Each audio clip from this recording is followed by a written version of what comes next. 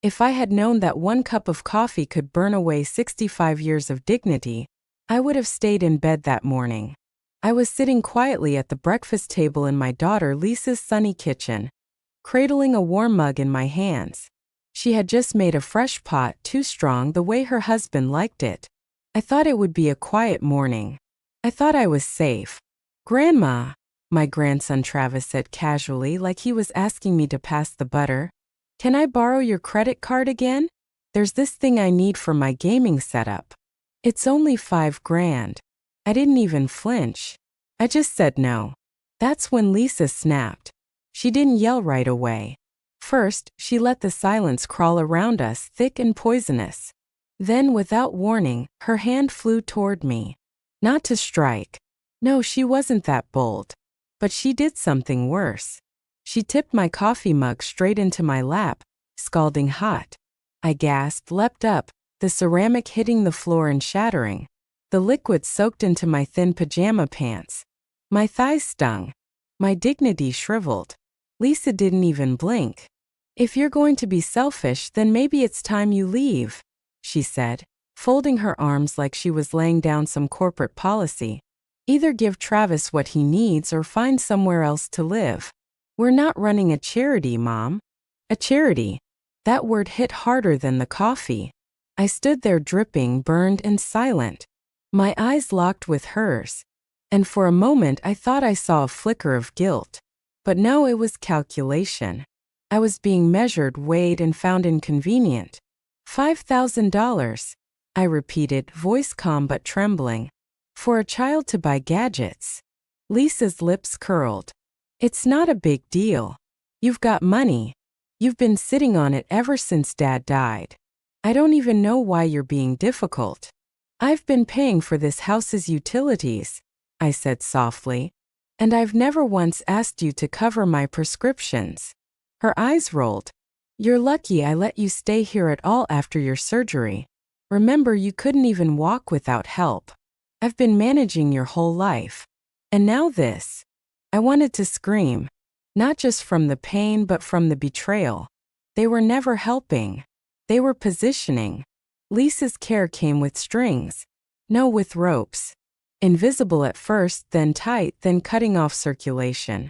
And in that moment I understood. This wasn't my daughter anymore.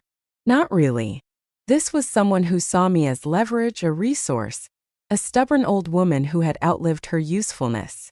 Behind her, Travis looked bored, still waiting, still expecting the card. My hands were shaking as I grabbed a paper towel and dabbed up my legs. No one moved to help me. My breath was shallow. My heart thudded in my ears. Lisa crossed her arms and added with that same cruel smirk, "You either hand over the card or be out of here by the end of the day." There it was. Not a request, a threat. I looked down at the spilled coffee pooling around the broken mug. One of the pieces had landed near my foot. A jagged little shard with a floral print. Piece of something once beautiful just like me. I didn't argue. I didn't cry. I walked slowly to the sink, rinsed my burned hands under cold water, and turned off the tap. Then I spoke. "I'll be gone before sunset." Lisa blinked. I think she expected more resistance. But what she didn't know, and what I finally remembered, was this. Quiet doesn't mean weak. And some debts are paid not with money, but with silence and finality.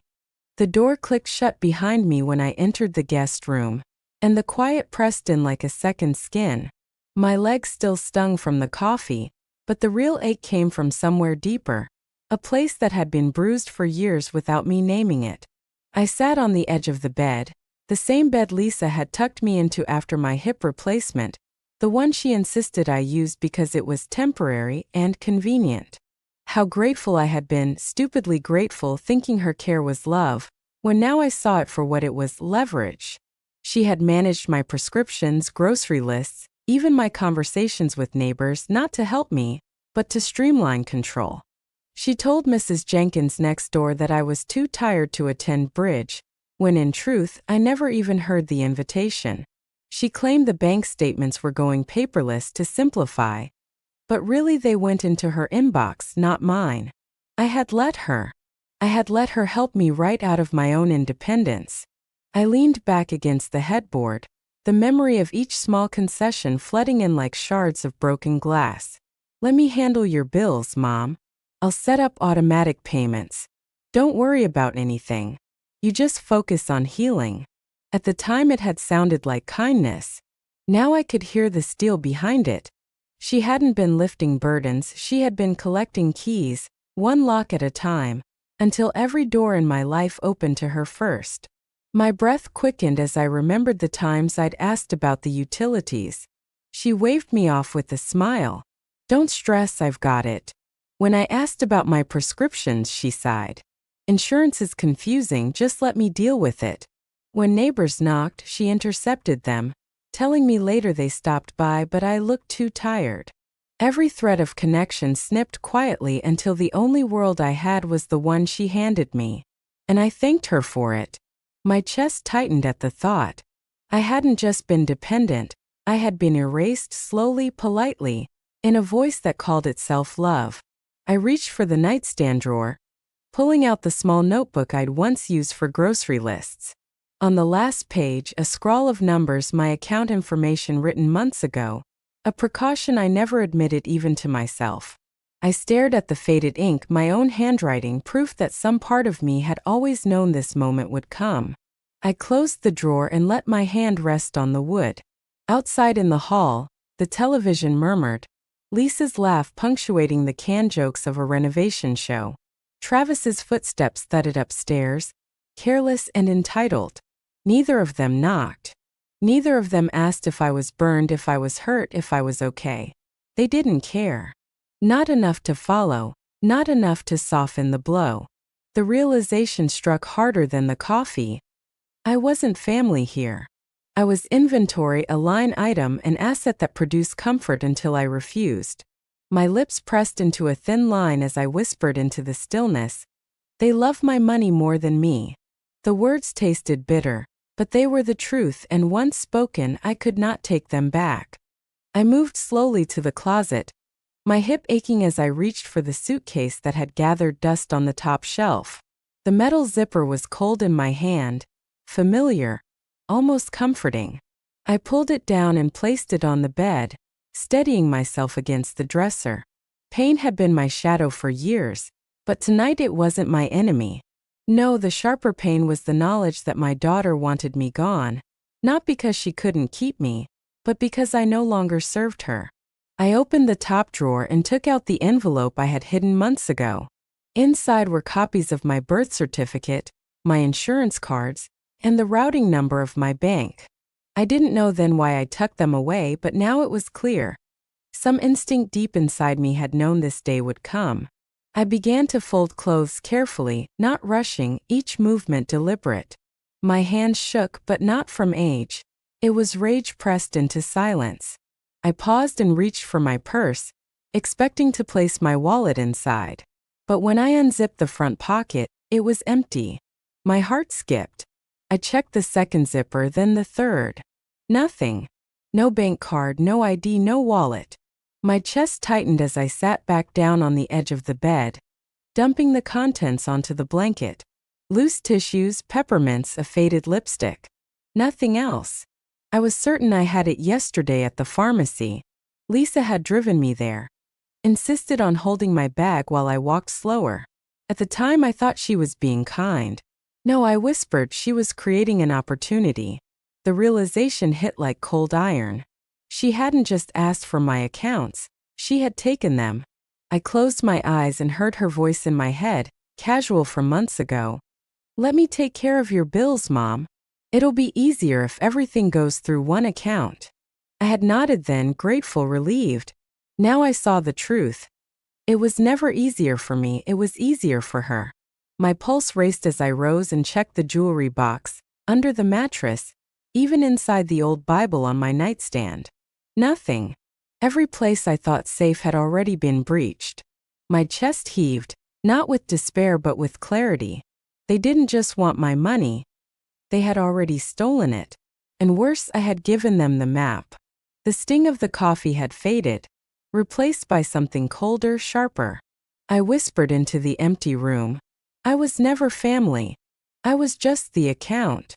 The suitcase sat open at my feet, half filled, waiting. For the first time in years, I felt something shift in my spine. It wasn't weakness. It was resolve. I picked up my phone with trembling hands and scrolled down the contacts until I found a name I hadn't used in months. Gerald M. Retired attorney, once a neighbor, once a friend, still kind. I hesitated for only a second before pressing call. He answered on the second ring. "Ruth, everything all right?"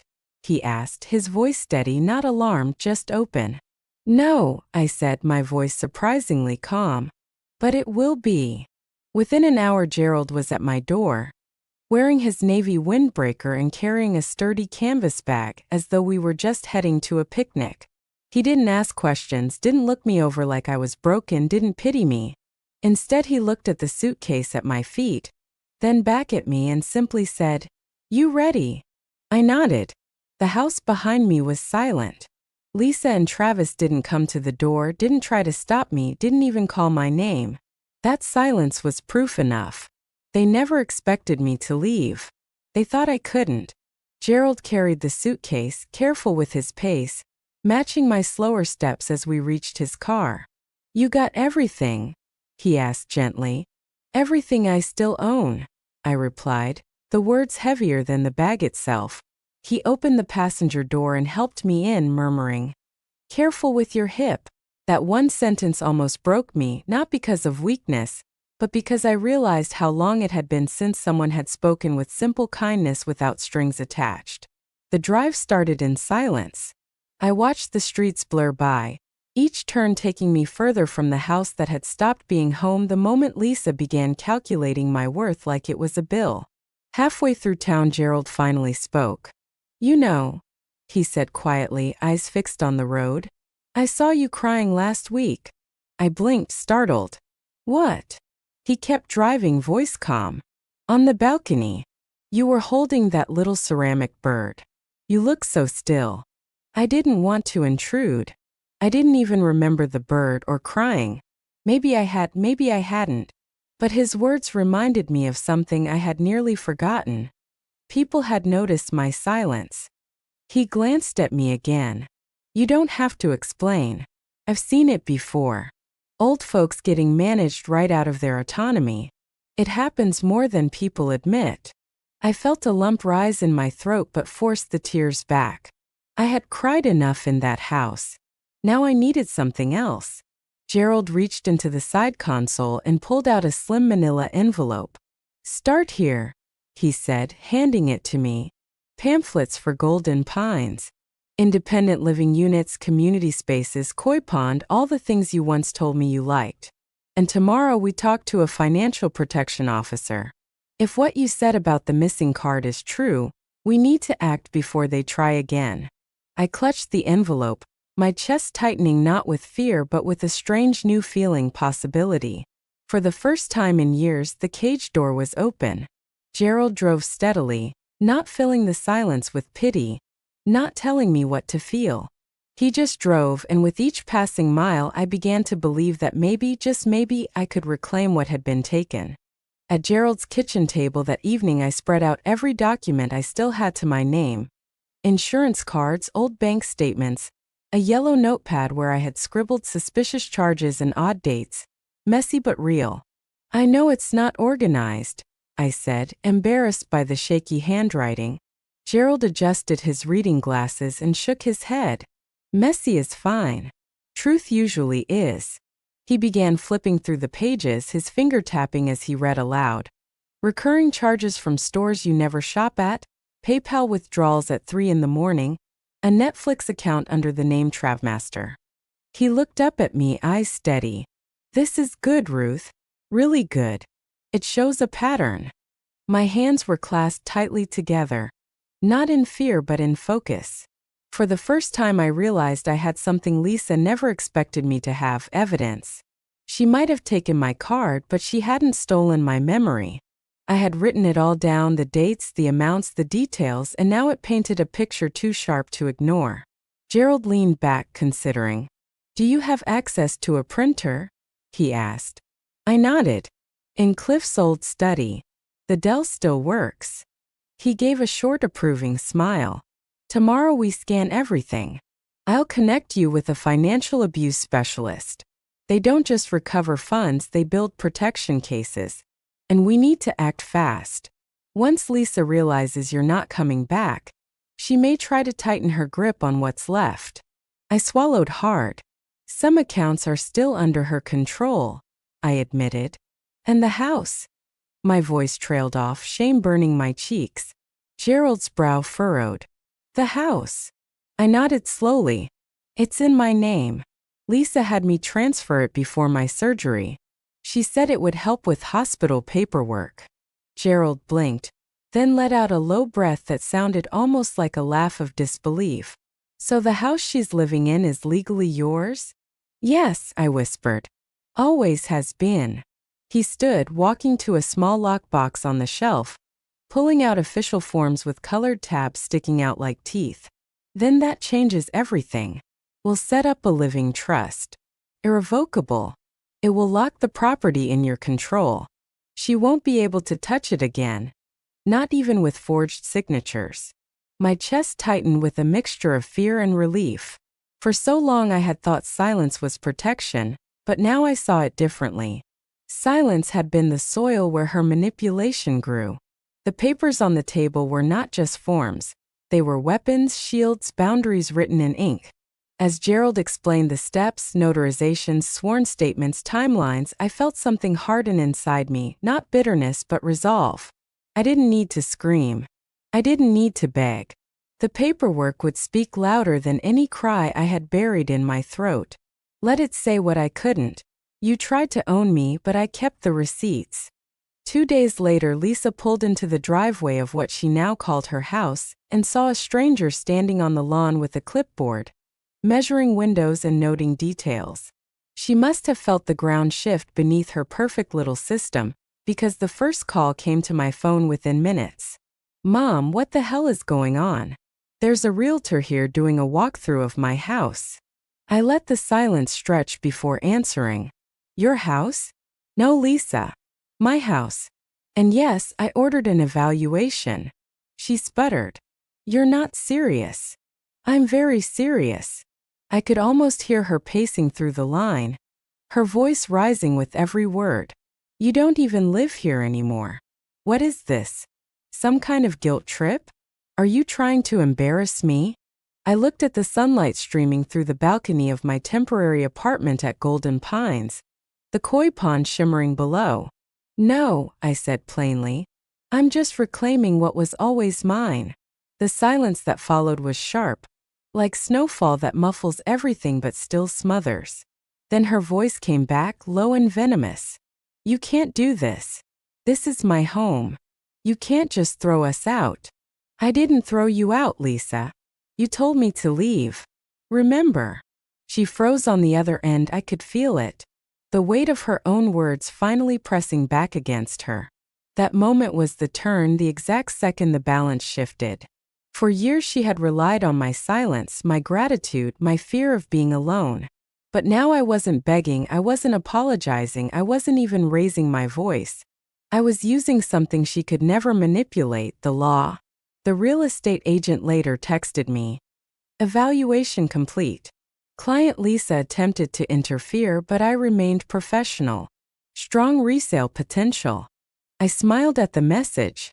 Not out of cruelty, but because it confirmed what I already knew. Lisa wasn't in control anymore.